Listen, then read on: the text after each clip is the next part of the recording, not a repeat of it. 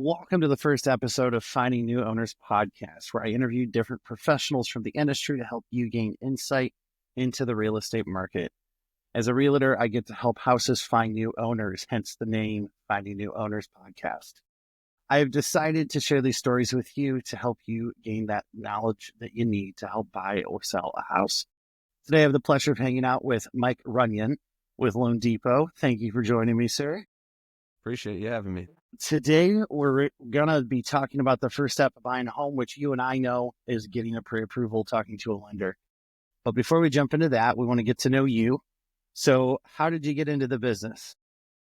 Well, so before I was a loan officer, I actually managed jewelry stores. So for 5 years, I managed different jewelry stores, but I was in Evansville, Indiana, if you know where that is. And that's actually where I met my wife. So I got recruited to go there. I managed a jewelry store, met my wife, started dating her, obviously. We got married and had our first child. So he is going to be 11 this year. And that was when I realized I did not want to be in retail anymore. So actually my father is in the mortgage business as well. He has been doing it pretty much my whole life. So he said, hey, why don't you come try this out? I think you'd be good at it. I think you'd like it, and you can make a good living. And I think you'd have a little more flexibility on your hours, especially, right? I wanted to spend more time with my family, and he knew that. And so that's what brought me back to Ohio, and I started my journey as a loan officer. I will be 10 years this July. So that's what brought me into it. And I'll say at first it was like I was thrown into the fire, and the training doesn't get you ready, but after trial by fire and just getting out there and doing things, I don't see myself doing anything else. And I just love helping people. So this is definitely where I'm meant to be. And I'm just so glad to make relationships and connections like with you. So, and able to help people. That's what I just love doing. Congratulations on almost 10 years. And Thank you. I was going to say, I agree with the sentiment of the training and education does not prepare you for real estate in general. Not even close.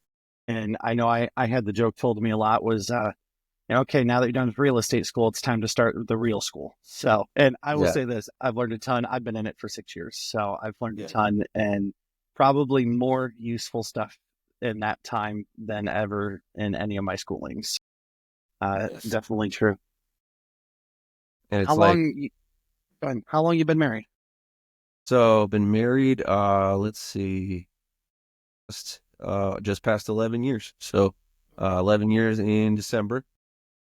And I have 2 kids. I have a son and daughter. Yeah, and I'm back to where I grew up, I guess. So it's nice having family around, and then obviously a bunch of friends that I know. That's how you get started in anything, especially commission based, is who you know, right? So yeah, and I'm excited. We, like I said, moved here for a better family opportunity, and so that I wouldn't be working crazy hours. Well, I still have crazy hours, but it's different. It's different. Now you get to choose the crazy hours. Yeah, exactly. Yeah, a little more choice, a lot more flexible. Obviously, as you know, we have to work when our clients are available, and sometimes that can be, sometimes I get third shifters. Sometimes I'm talking to them late at night or real early in the morning. But people are understanding too, so I really appreciate that too. Well, I think it's just balancing life. I know for us, it's my wife and even myself, we had to come to that understanding of, there's going to be times that I have that phone call I have to take at 8:00 at night.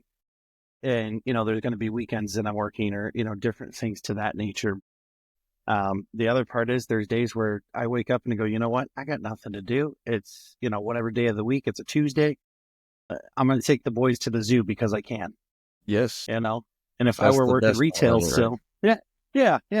And if I were still, I worked retail as well before this. And if I were still working retail, you woke up on Tuesday. No, you're going to work. That's what it is. So you got your shift, right? Yeah. So it's just learning to trade off that, personal and work time. And even things like my business doesn't stop when I go on vacation, right? And so I try to shut down during vacation, hand it off to other agents that cover for me. But sometimes there's still that one thing that comes up that goes, Tom, you have to take care of this. And right. I step away for 5 minutes, take care of a problem, and I go back to vacation. Yeah. Sounds like we're lucky to have understanding wives and kids, right? Like that's another part, is they have to be understanding as well. And and mine are great. I mean, obviously, every now and then my kids will be like, "Come on, Dad." I'll be like, "Just give me, like you said, give me a few minutes, and I'll be back." You know, Yep, yep. so it definitely Well, helps.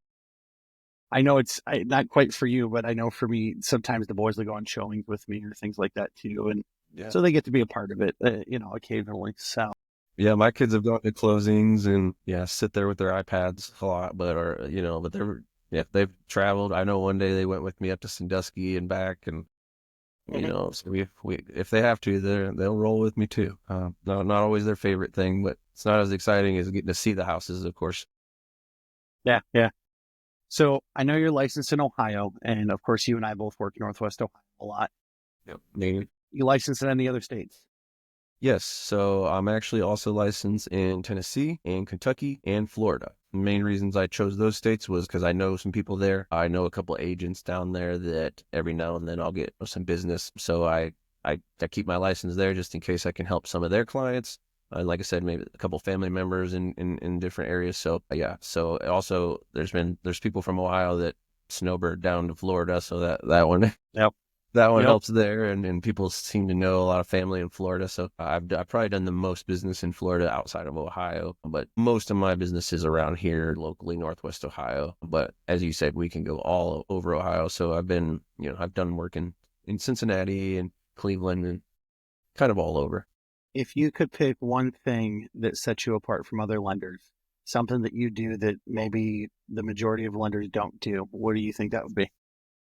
Ooh, that's a good one. Well, I guess in my experience, what people have told me is that I'm very caring, right? So like I treat my client like it's myself. So I try to have a really open line of communication. One thing I do a lot that a lot of lenders don't maybe is I'm open to text, right? A lot of my clients and a lot of people this age, they really enjoy that, right? And maybe it's not like all texting, but it's, while they're at work, especially, right? They can reach out, we can have conversations and they don't have to take a phone call, but I just try to keep that communication open. So, like you said, if I get a text at 7 p.m., I'm either busy or I'm not, right? I'll get to it when I can. And then it's like, hey, and sometimes they're saying, hey, can we do a quick call? And then I'm like, yeah, I'll be free in 15 minutes, right? And so we kind of schedule that. So I don't know. I think my biggest thing is I just care so much.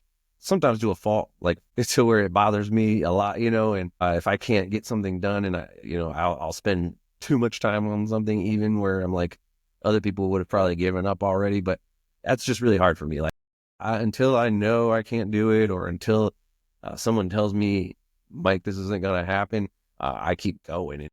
I think outside the box, and I just try to be really, I guess, a problem solver. Right? Generally, it's we're going to try to hit your goals or your client's goals, but sometimes it's, is there any way to make this happen, right? Or is there any way, this lender can't do it?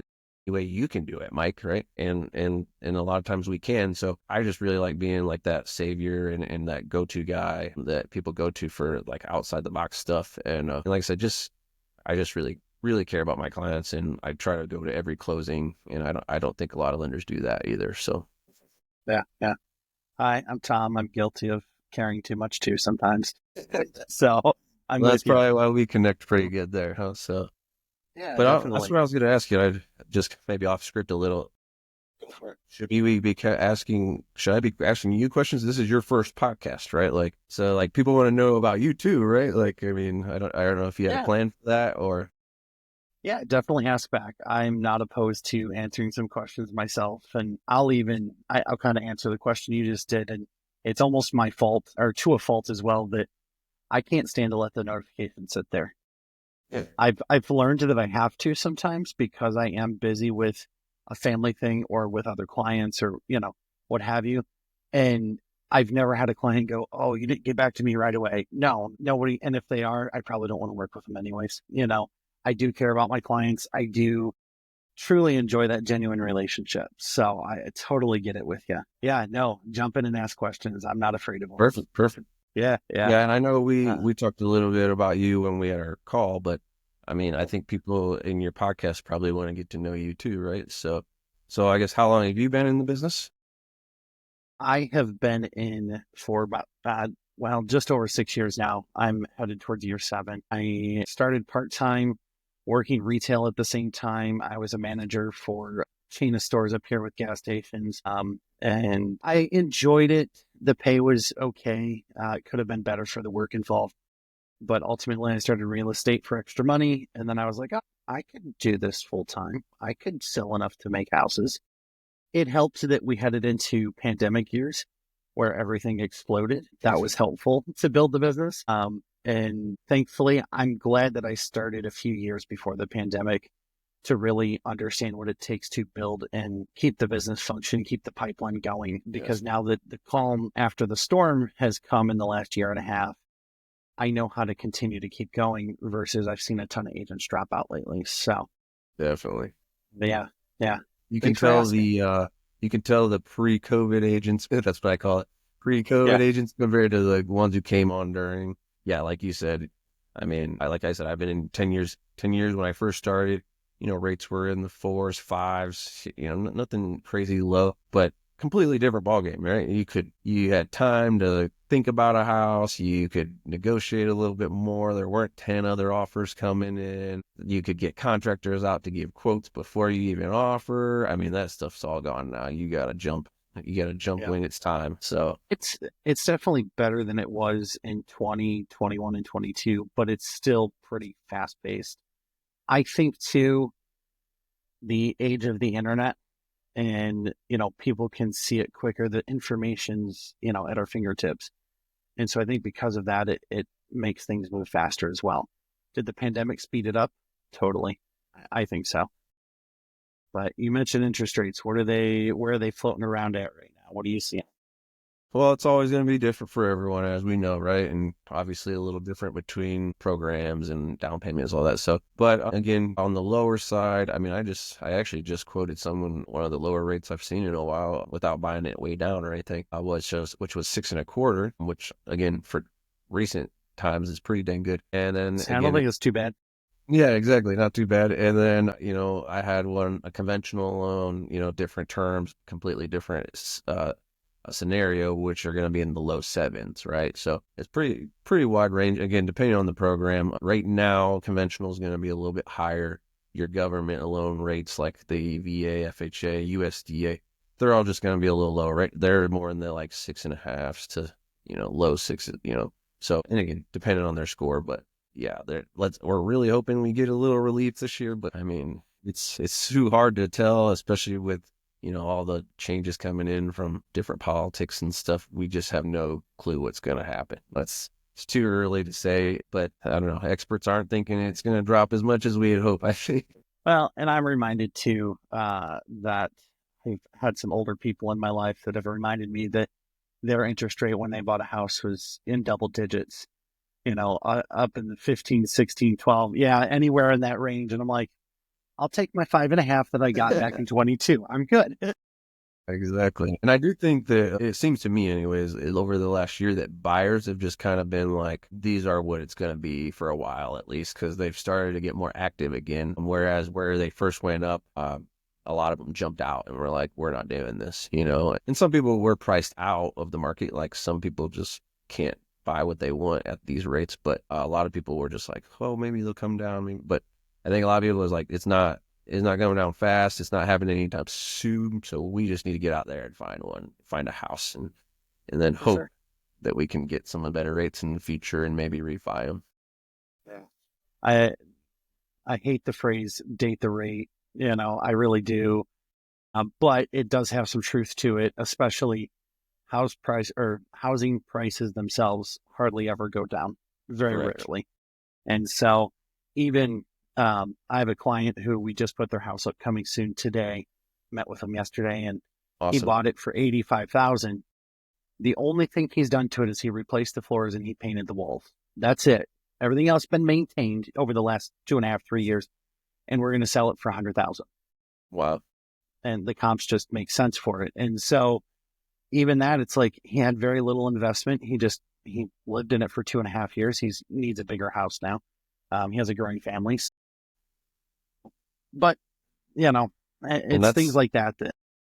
absolutely, absolutely. And like you said, I mean, that's the only thing when you look at the numbers, it's, and yeah, that is a cheesy phrase for sure. The date, the rate, marry the home. But But again, like you just said, it's more than one. It's the housing prices that, that same house, right? If you waited another year, it would list for 105, 110, right? So like the longer you're waiting, the more you're going to pay in general. So even if the rate goes up, down, you're just going to pay more for that house, right? Like, so I've been trying to focus more on that because I know people see the rate, it scares them. Payments are higher than what they expect. But again, we got to talk about what's their goal and how this is going to help them in the future. Like recently I've been talking a lot about like that buying a house is an investment, right? It's going to help you build wealth in the future. And especially if you're not actively doing things on the side, right? If you're not putting into 401k or other investments, your home can be maybe one of your best and only investments you have going. So it's especially, I deal a lot with first time home buyers and a lot of people they're the first people to buy a home in their family, right? Like, so we're talking about a generational wealth change here. Like, so again, everyone's a little different, but it's always cool when it's like, hey, I'm the first person to buy a house in my family. Like, wow, you're setting a precedent. Now, hopefully, your kids will, and hopefully it will continue from there. First time home buyers are the best. I love getting to closing with them and just their Yes. joy and appreciation. Yeah, they're a little extra work because they're new to it, but totally Right. worth it. A little extra I think holding, that, hand holding, but so yeah, rewarding, like you said. yeah. So I'm reminded that not everyone knows where to start when it comes to buying a house. I know you and I know we're in the business, but I mentioned at the beginning here, it's talking to a lender and getting the pre-approval. So what does that look like for you? What's the steps? Somebody calls you up, hey Mike, I want to buy a house. What's next? And why is it important to do that? Definitely. Those are great lead in there. So I always, like you said, it's step one is get with me and let's answer any questions you have and let's do an application. Applications are free. With us, we can start with a soft credit check as well. So there's no effect on your credit. So it's literally, we're just going to see where you're at. Right. And a lot of people forget this. Even if you own a home and you want to sell it and buy another one, your first step should be to me too, because again, you got to make sure you qualify for that next home and that next home is going to be in that price range or that payment that you're comfortable with before you go list your home and make decisions where now you're putting yourself in a spot, right? So yeah, get with me. I'm always going to say, hey, let's talk about any questions you have first, but we're going to do a really easy application. I like to do a lot of mine over the phone just to help with people's schedules, but always willing to meet in person. And then we do have that online application for the people who like the tech, and very simple, easy stuff. It'll tell you your credit score right away, or I will, and we'll talk about next steps. But we're going to do that application. And then if the credit score looks good, we're in the ball game. We're going to be asking you for some income documentation. And I always do that. I know not every lender does. You've probably received a few pre-qualifications in your day, right? Yeah. So that's the Yeah. big difference between a pre-qualification and a pre-approval is we're actually collecting those documents. I want to see what you make. I want to see what you have available so that when I send Tom my pre-approval, he knows I've already done that and that his offer is going to be a solid one. We're going to get to closing. Again, so not all lenders do that. I want, when my pre-approval goes out, I want that's my name. Like that's saying I've done my job and that I'm going to get us to closing, that this is going to be a solid offer. So we're going to check your income and then we're going to talk about what's comfortable for you for a payment. That's where I always start, right? Some people are going to say, I'm looking at a $300,000 house. I say, that's great. I'm just curious. Have you thought about a monthly payment that's comfortable for you? And they might say $1,000. Well, then I'm like, I hate to break it to you, but a $300,000 house is going to be quite a bit more than $1,000, right? And so we might have to, again, hey, if you want to be towards at $1,000, we might need to be in that, 110, 120, 130 range, right? Depending on the taxes of the house. So we might need to, give them a reality check. Hey, if that's where your goal is, this is where we're going to be. Now as we've seen, you may qualify for 300,000, doesn't mean that's what you want to spend and what you're comfortable with. So I'm always going to go over that with them, because when I send Tom a pre-approval, I'll say, hey, they want to stay under 200, but they could go to 300 if they really need it, if they found that perfect home, right? So I always try to give that information that they would like to, their payment goal is in that 200 range or 150 range. They can go higher. We can make things happen. And so I let them know.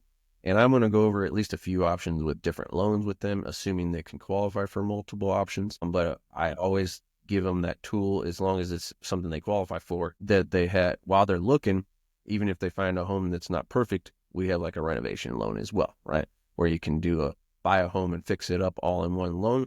So I'm giving them their tools as they get out with you, where they're walking in homes and they know, oh man, this house is full of chip paint. We're probably not going to be able to do a government loan, for example, right? We have to go conventional, or we have to do a renovation loan to get this one to pass. So stuff like that, so that they know, hey, and again, you're an experienced realtor, you'll know by the property condition that is this going to fly or not. So, and then we get them out shopping, and then we hope they find something, and it's up to you or their great realtor to get them in contract, and that's when we really start. That's when the ball game really goes, and generally people do an inspection, but that's how we get to the start of a real loan, I guess. I would even add too, if you're selling and then buying, maybe call the realtor first just to get a market analysis done to see what your home is likely to sell for, and then get that net sheet so you can find out how much am I going to have at the end to buy the next house, and figuring out what you want to do with that. Yeah. So that's super key when you're on the buy sell side, because that's where I'm always asking, have you had anybody come out here and take a look at this yet? Do you know what you're going to sell it for? Because just like you said, are we going to have any money to work for a down payment? Are you wanting to keep that money and then go with something on low down payment side? You know what I mean? Like you said, we talk about what's going to be available at least, right? Or maybe they want to pay off some debt with that money. Yeah, that's a great point. I didn't go into with the buy sell, but definitely need to know what they're going to net. Yeah. Well, and even things like too, I've seen people, and I'm sure you've experienced it, they might take that money and some of it could be down payment, but some of it could be, hey, let me pay off that truck. Let me pay off this credit card, whatever it is. And then that can help your interest rate on the back end because your credit score is going to jump, so things to that nature. Lots of different ways. And like you said, I always talk about people with like cash flowing, right? Like, hey, you're going, the people I had sitting in here earlier, you're going from a $700 payment to a $1,000 payment. Maybe it makes sense to pay off that truck, so then that $1,000 payment's a little easier on you, right? Like you're cash flowing a little better. You don't have that big payment and a new bigger payment, so it help you get used to that new house a little easier. So yeah, definitely that's a huge part, especially when you got that house to sell. So you brought up government loans, and I know that I have people that they freak out because it's this all these extra hoops to jump through. Yes, there's extra hoops, at least in my experience, there's extra hoops, but they're honestly not terrible. And I know, at least from the house side of things, and you can speak to the lender side a bit, but chipping paint, cracked windows, making sure the furnace works, making sure the water heater works, things of that nature. And I'm going, it's all basic health and safety things that should be good in the house anyways, unless you're buying a fixer-upper, in which case you're probably not using FHA or USDA or VA anyways. Right. But what extra hoops do you see on at least the financial side of those types of loans? Yeah. And to what you said, I always tell my borrowers, I mean, the government loans, all those things you mentioned, they're all just to protect our buyer, right? Like it's all to give them a better property. So that's where it's a little tough, right? So I get a pre-approval. I'm going to say, hey, like we talked about earlier, government rates are lower right now. USDA is your best option to hit your goals and a lower payment even, right? But as we know, sellers prefer conventional, right? So they're going to want both pre-approvals, and then they're going to have to decide based on that home when they walk in, which one they're going to use. As far as extra hoops, it's mostly property condition, right? The chip paint, there's a few things. But what I've been finding out more as these years go on is that conventional is getting closer and closer to those government loans. Like they're not letting as much fly in conventional as they used to. And they're getting much closer. I mean, so it's not just, oh, if it goes conventional, it can close, right? It's still got to be safe, and that's what I always tell people. Essentially, it's got to be move-in ready. It just doesn't have to be pretty. It doesn't have to be new, but everything has to be there, right? Like, and everything has to be functional. And I would say I do mostly government loans because I'm in that first-time home buyer. Most of my people are first-time home buyers, and government loans generally are a little bit easier to qualify for. So, yeah, I don't see a bad thing in them. It's just, like I said, you have to get them accepted, right? If you're going a government loan against a conventional offer, I don't know, 9 times out of 10, they're going to take that conventional offer if they're similar, right? If they're similar price, right? So yeah, I try not to scare people away from them. I just let them know, hey, sellers are going to prefer this. It may not be your best option, but if you want to win, you may have to go that route, right? Think that answer your question as It far as? does. It does. And I think too, as well as it's going to depend on your agent that you're working with to make sure that they're presenting it the best way possible. And because I know I've had the clients that they couldn't qualify conventional, they have to go FHA. And yeah, I'm upfront with my buyers that, hey, it may take extra time for us to find the right house. It's going to probably take some offers that we're going to lose, unfortunately. We'll put our best foot forward, but how do you, if their budget's, let's say 150,000, and that's really the maximum they could ever absolutely do, they're not going to beat out offers that can go up even higher or cash. Right. Cash is king, right? And so, but I think it's just setting expectations with the buyer. And then when Yes. putting the offer in, your agent needs to be calling the listing agent and really letting them know how qualified they are.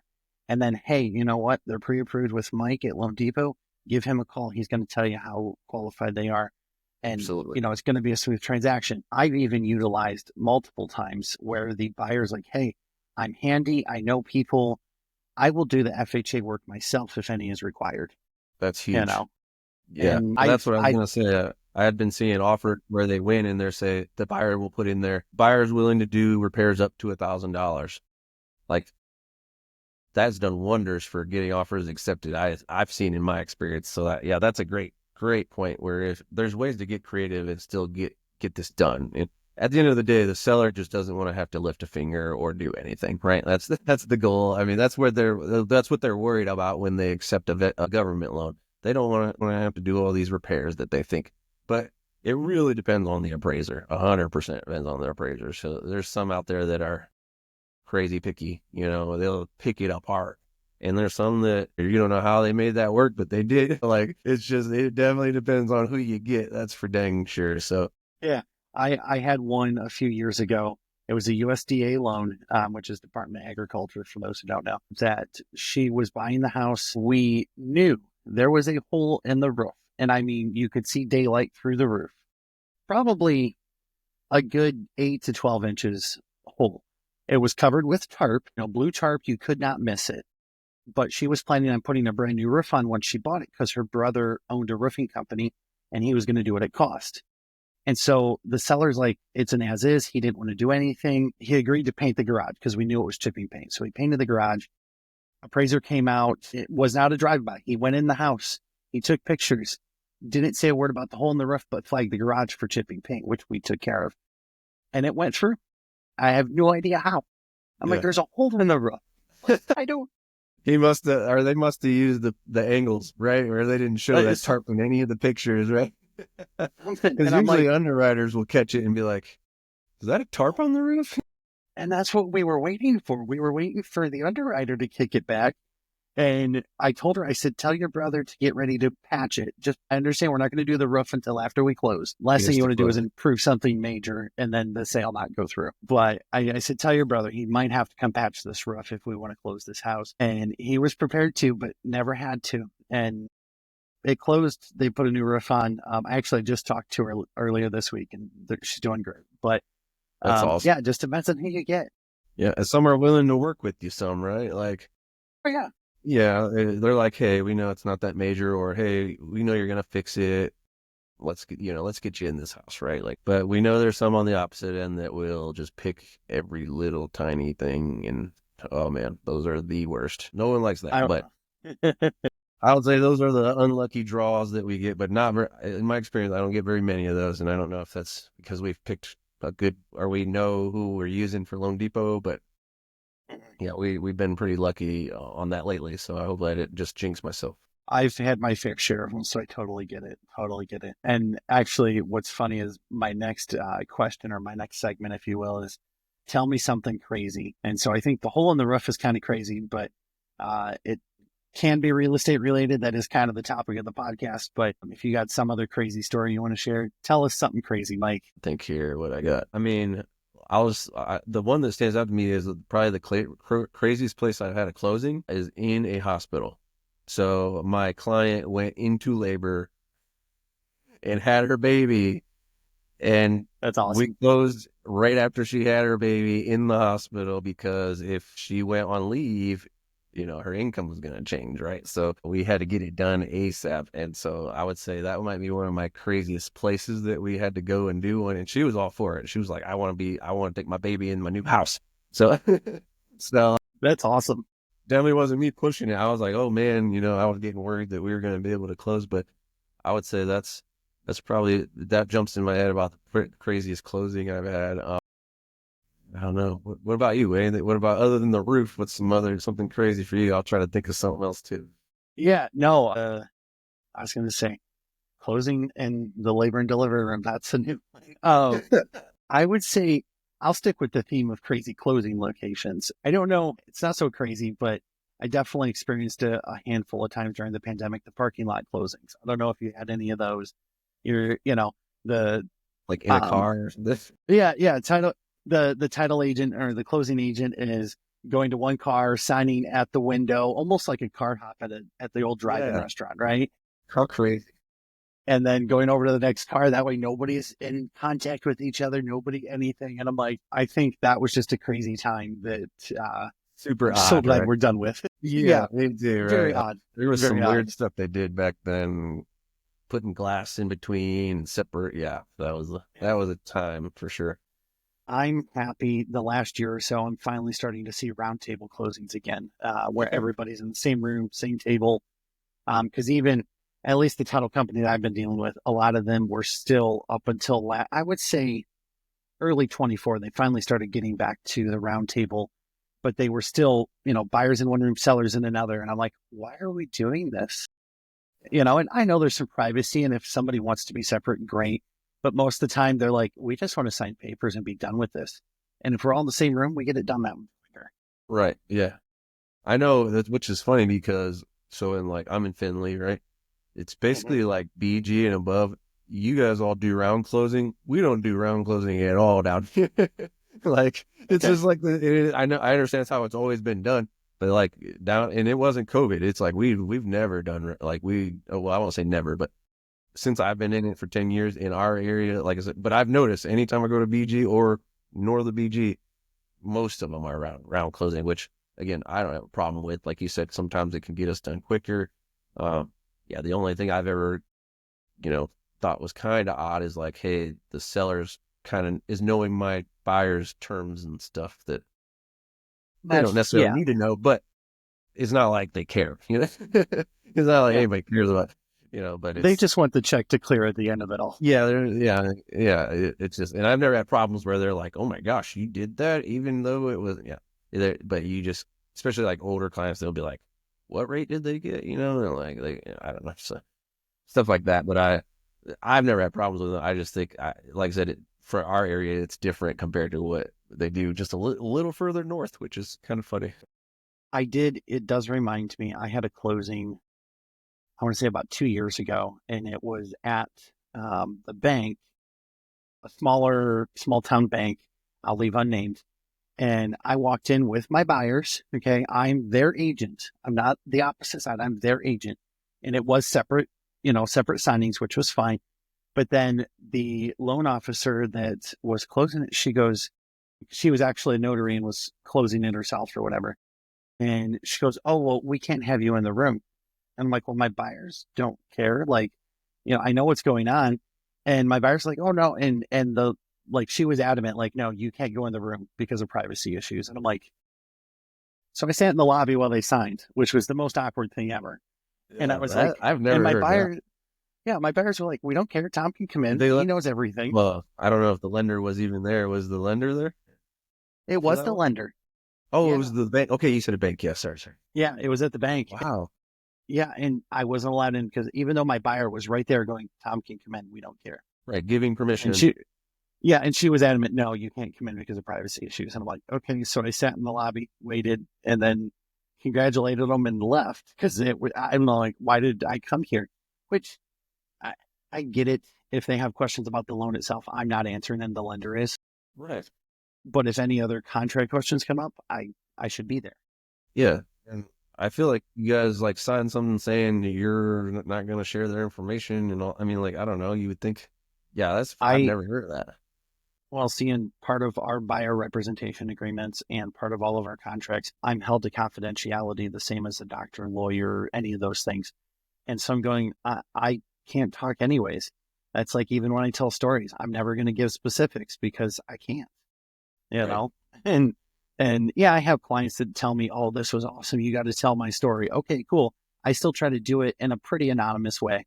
Um, sometimes, well, actually, I have a past client of mine who's going to be on a future episode, and she's like, I want to get on and tell everybody how awesome you are. I won't argue with Pretty that. sweet. So, Yeah, exactly. Yeah. If you're but willing that's, and you're willing to put it out there, heck yeah. yeah, Yeah. yeah.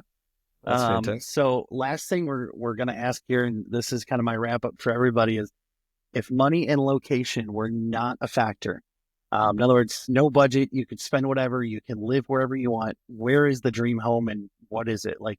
What do you have in your dream home? That is tough. Well, I will definitely say, I mean, because I have to think about my wife, what she wants to, right? Or else I would be living alone and that wouldn't be very fun.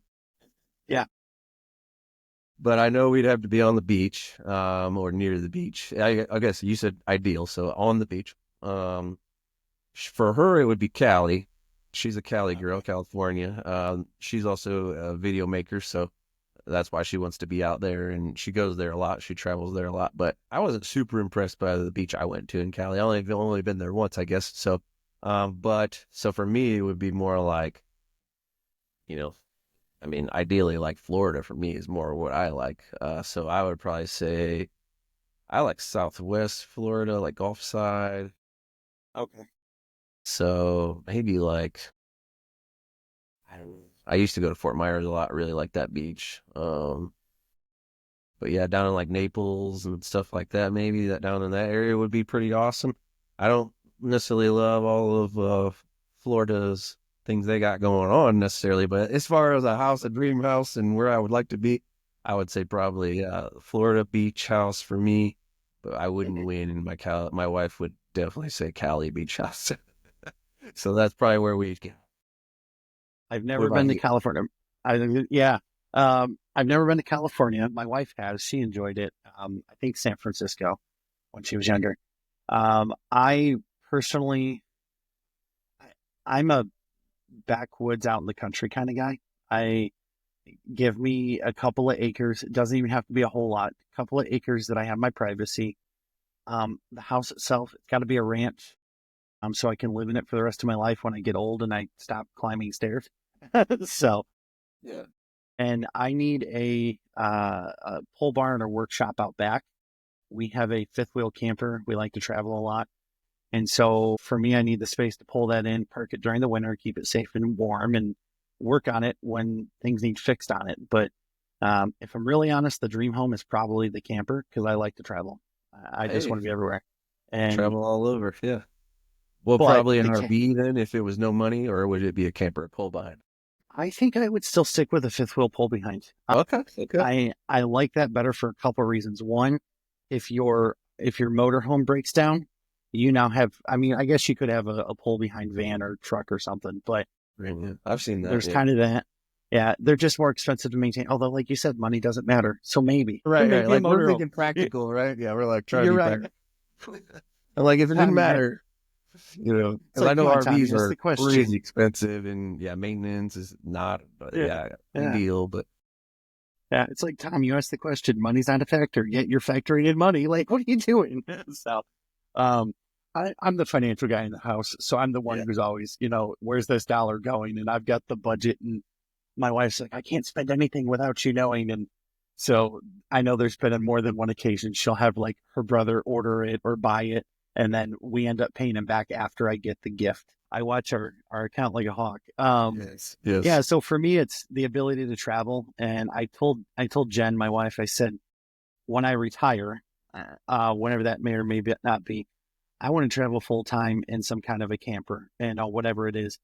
And her only caveat was we need a home base back in Northwest Ohio so we can come visit family for the holidays and things like that. And I said, Yeah, that's fair. I'll take it. So we sweet. we travel as much as we can. And So you like but the yeah, mountains and ultimately, stuff too, then?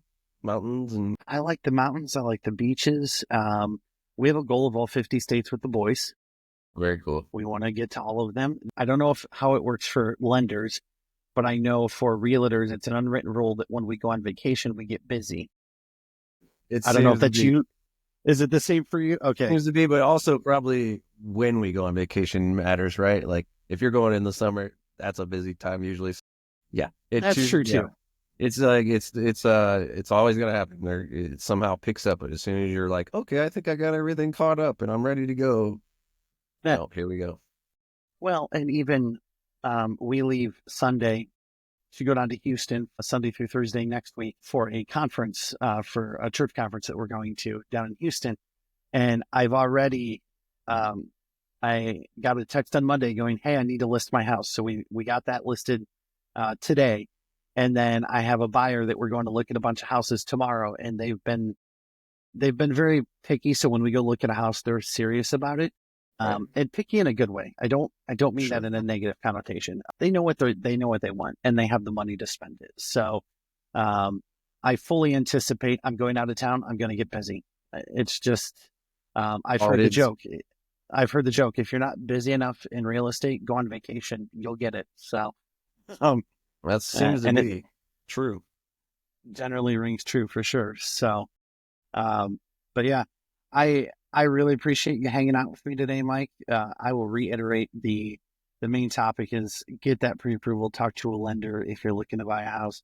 Call Mike. I will put his website back on the screen here for a second again. That way you can go find him very easily. Just search his name, Mike Runion, on any of social media. I think you're on everything, right? Instagram, Yep. Facebook, TikTok, all the Just things. not Cool. Twitter. I've just never been into Twitter, but yeah. I never got into Twitter either. Okay, see, we're so alike. Look at us. I just never I get been my 160 characters. That's it. yeah. Yeah. Yeah. Oh So everything man. but Twitter, yeah, LinkedIn, all that, everything. Yeah. So if you're looking for a house in Ohio, Tennessee, Florida, was there any other ones? Kentucky. Kentucky. You're looking at any of those states, get a hold of Mike. He will take care of you on the lender side. If you're looking in Northwest Ohio, call both of us. You can find me everywhere, Your Favorite Realtor Ohio, or go to my website, which is realtortommominy.com. And I'd be happy to take care of you. If you're looking anywhere in the country or the world, I can also help you find an agent wherever you're headed to or coming from. Do you know somebody that I should interview? Go ahead and leave it in the comments or email me at fnopodcast@gmail.com. And wherever you're listening at, leave us a 5-star review. Let me know if I should have Mike back. We can talk more about some of those things like renovation loans or other stuff. Other than that, you guys have a wonderful day. Thanks for joining us.